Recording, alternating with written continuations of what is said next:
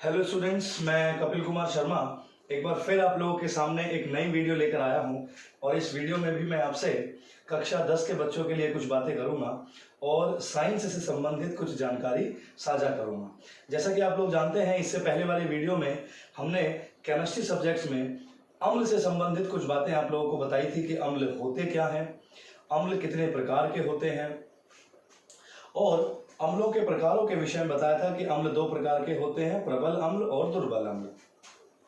अब थोड़ा सा और आगे बढ़ते हैं तो अगला जो हमारा टॉपिक है वो है क्षार या क्षारक कहते हैं, जिसे थोड़ा सा ध्यान से देखेंगे। अगला जो टॉपिक है हमारा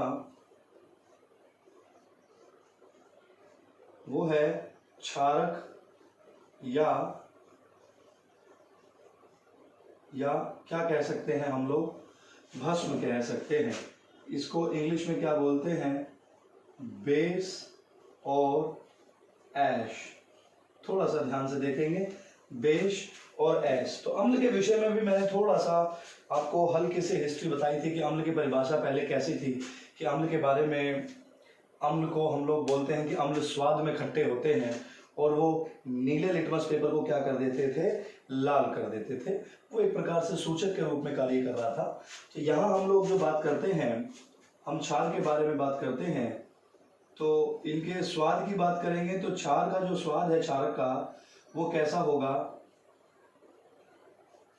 वो स्वाद कैसा होगा, थोड़ा सा या तो कड़वा होगा, या हम एक नाम से और पुकार लेते हैं कि इनका जो स्वाद होता है वो कैसा हो सकता है, तीक्ष्ण हो सकता है।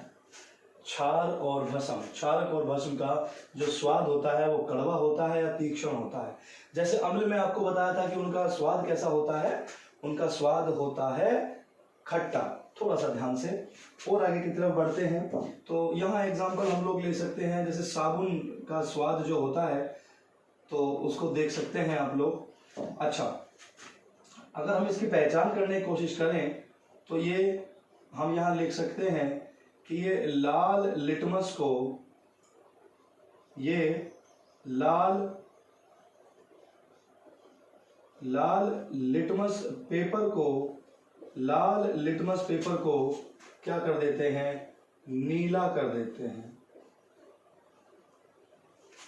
लाल लिटमस पेपर को क्या कर देते हैं, नीला कर देते हैं। ये सब बातें आप धीरे धीरे लिखते चले जाएं तो मुझे लगता है कि आप लोगों के लिए थोड़ा सा आसान रहेगा, याद करना भी आसान रहेगा। इसको मिटा देते हैं। अब इसकी परिभाषा से संबंधित बात करते हैं। जो मॉडर्न डेफिनेशन है, जो अधिकांश उपयोग में लाई जाती है, परिभाषा से संबंधित बात करते हैं। किसकी बात करते हैं, क्षारक की बात करते हैं कि वे पदार्थ जो, जैसे मैंने अम्ल के बारे में बताया था कि ये पदार्थ, वे पदार्थ जो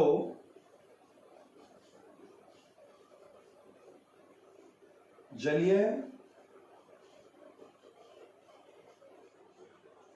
विलयन में OH माइनस, ये OH क्या होता है, यहां लिख सकते हैं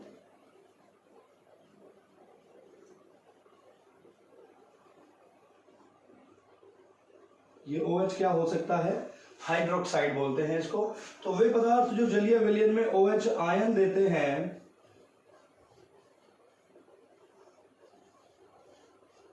OH आयन देते हैं, उन्हें हम लोग क्या कहते हैं, क्षारक बोलते हैं या भस्म बोलते हैं। थोड़ा सा ध्यान से देखिएगा।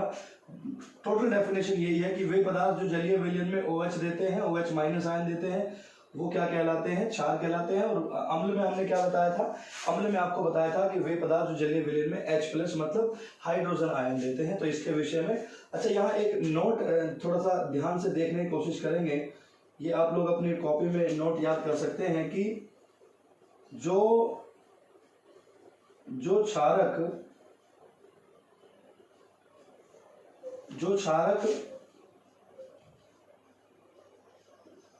क्षारक जल में जो क्षारक जल में घुलनशील होते हैं, मतलब जो घुल जाते हैं, जो क्षारक जल में घुल जाते हैं, उन्हें जल में घुल जाते हैं, उन्हें हम लोग क्या कहते हैं? उन्हें बोलते हैं क्षार। थोड़ा सा ध्यान से देखिएगा, इन्हें इंग्लिश में बोलते हैं एल्केलाइन। तो लिख लीजिए ये पॉइंट, थोड़ा सा आप लोगों के लिए आसान रहेगा, जिससे आप इसे आसानी से याद कर सकें।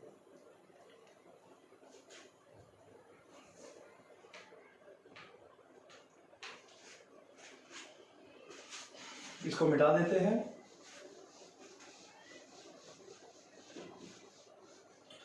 अब थोड़ी सी और बात करते हैं इसके प्रकारों की, कि ये कितने प्रकार के होते हैं। प्रकारों की बात करते हैं तो जैसा कि अम्ल में मैंने बताया था, तो ये कितने प्रकार के होते हैं? प्रबल क्षारक और नंबर 2 में लिख सकते हैं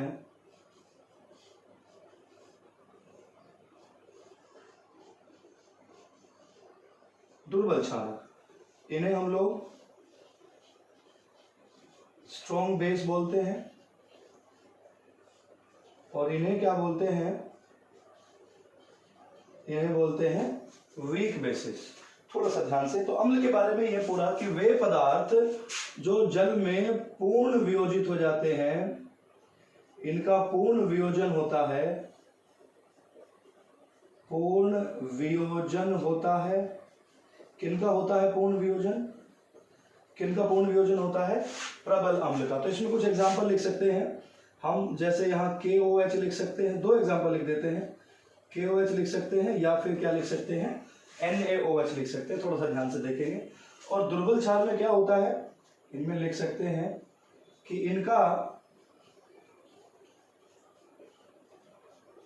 इनका पूर्ण वियोजन नहीं होता, इनका पूर्ण वियोजन नहीं होता। यहां लिख सकते हैं हम लोग कुछ एग्जांपल, जैसे NH4OH लिख सकते हैं, या ये BaOH का होल्ट वाइज लिख सकते हैं। नोट कर सकते हैं आप आसानी से।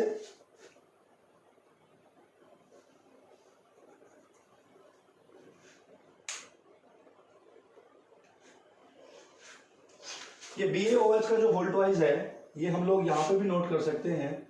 दोनों तरीके से कार्य होता है, थोड़ा सा भौतिक अवस्था चेंज करनी होती है। और हम यहाँ एक चीज और नोट कर सकते हैं, AlOH का होल थ्राइस। तो इस प्रकार के जो एलिमेंट्स हैं, जिसमें एलिमेंट कह रहा हूं मैं, इस प्रकार के जो पदार्थ हैं जो जल में पूर्ण रूप से वियोजित हो जाते हैं, उन्हें हम लोग क्या कहते हैं? प्रबल क्षारक कहते हैं। और वे पदार्थ जिनका पूर्ण वियोजन नहीं होता, आंशिक वियोजन होता है, कम होता है, तो उन्हें क्या कहते हैं? हम लोग दुर्बल क्षारक कहते हैं। इसको मिटा देते हैं।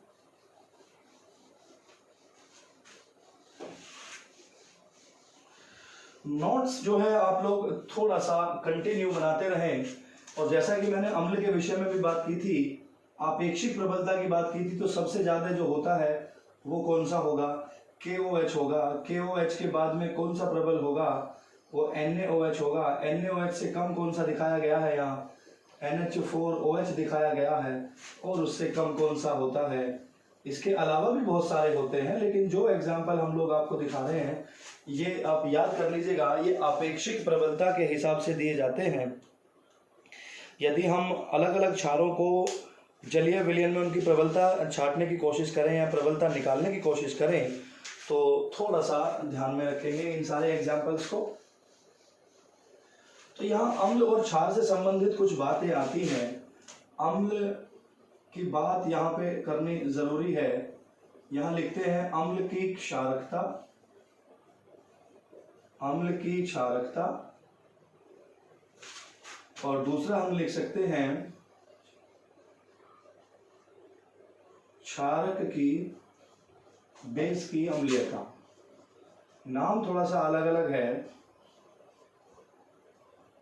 थोड़ा सा देखेंगे कि कोई भी अम्ल है, अम्ल में हम लोग बात करते हैं जैसे HCl है, जैसे हम बात करते हैं H2SO4 की बात करते हैं, या इसके अलावा कोई और एग्जांपल जिसमें 3 हाइड्रोजन हो सकते हैं, तो 3 हाइड्रोजन, हम 3 वाला एग्जांपल कौन सा हो सकता है?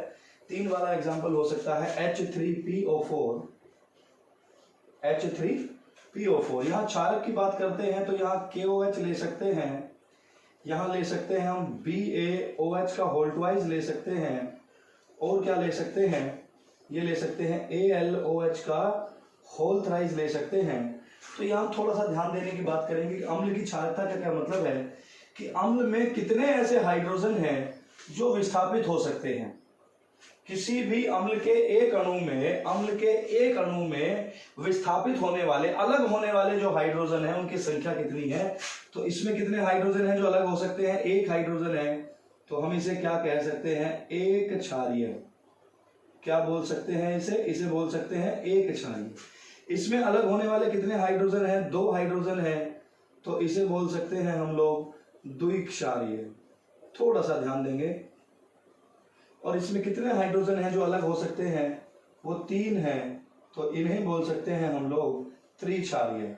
थोड़ा सा ध्यान देंगे सारी बातों को। विशेष रूप से मैं फिर से इसकी परिभाषा को रिपीट कर रहा हूं कि किसी अम्ल के एक अणु में कितने ऐसे हाइड्रोजन परमाणु हैं जो विस्थापित हो सकते हैं, जो अलग हो सकते हैं, उस बात पे ध्यान देने की कोशिश करेंगे। तो इसमें 1 था, 2 और 3, तो ये एक क्षारीय। यहाँ अम्ल की क्षारकता लिखा, तो अम्ल है तो एक क्षारीय। यहाँ क्षारक की अम्लता के बारे में बात करेंगे तो ये 1 OH है तो एक अम्लीय है। यहाँ क्या हो गया? ये 2 है तो द्विअम्लीय है। और यहाँ 3 OH है, तो इन्हें हम लोग क्या कहेंगे? इन्हें हम लोग क्या कहेंगे? त्रिअम्लीय कहेंगे। इस प्रकार की जो बातें हैं हम लोग यहाँ लिख सकते हैं। यहाँ 1 OH है, यहाँ 2 OH है, यहाँ 3 OH है। इस तरीके से इसे नोट कर लीजिए आप लोग, आसानी से आप लोगों को ये याद हो जाएगा।